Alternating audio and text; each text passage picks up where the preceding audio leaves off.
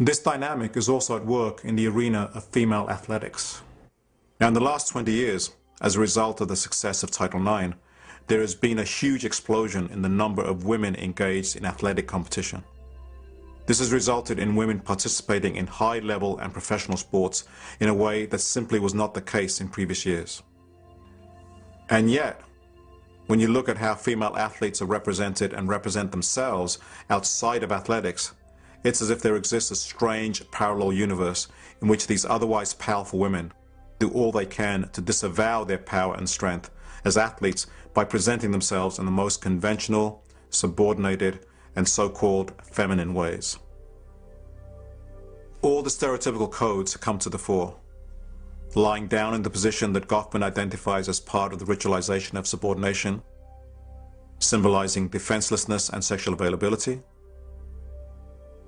contorted in awkward ways as they throw sultry and inviting looks over the shoulder, kneeling in submissive poses, looking over their shoulder in an explicitly sexualized manner.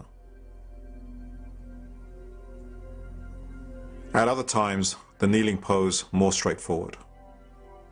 All the conventions are on display. They're shown exhibiting the sexually suggestive self-touch, or twirling the hair in a girlish way, or lying down and biting their fingers in both a childish as well as sexually provocative manner.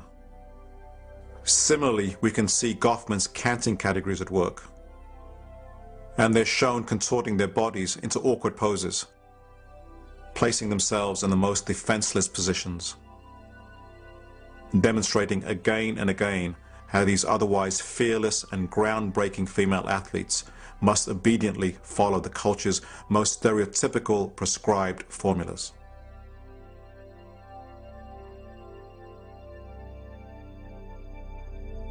It is almost unthinkable to imagine male athletes being presented in this way. The question, of course, is why this pattern of representation should be so prominent when it comes to female action figures and female athletes. Why, for all their power and strength, they seem to be trapped in a code. And I think there are two possible and related reasons. First, because each of these, action films and sport, are so clearly defined as masculine spheres, there would seem to be a suspicion that any woman who identifies with these spheres so closely is not fully a real woman, is more mannish than properly womanly. Therefore, for example, female athletes have to make sure that they are recognized as real women by utilizing the ritualized displays of gender in the most visible manner.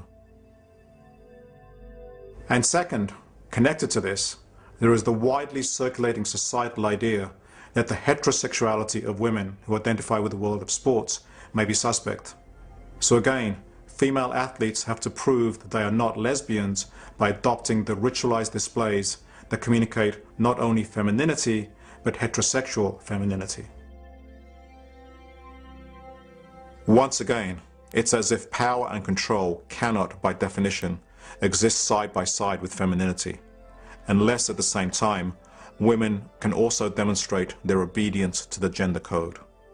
And in the world of sport, there may be no more powerful illustration of this than the example of the Indy car driver, Danica Patrick.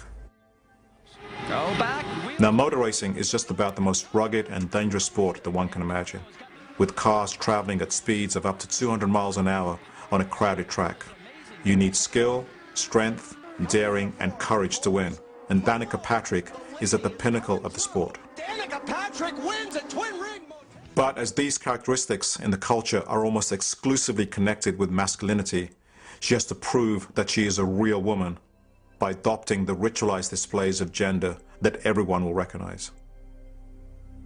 So in magazine spreads, she is shown lying down in the most defenseless and sexually available positions, twisting her body, looking behind her as she disrobes,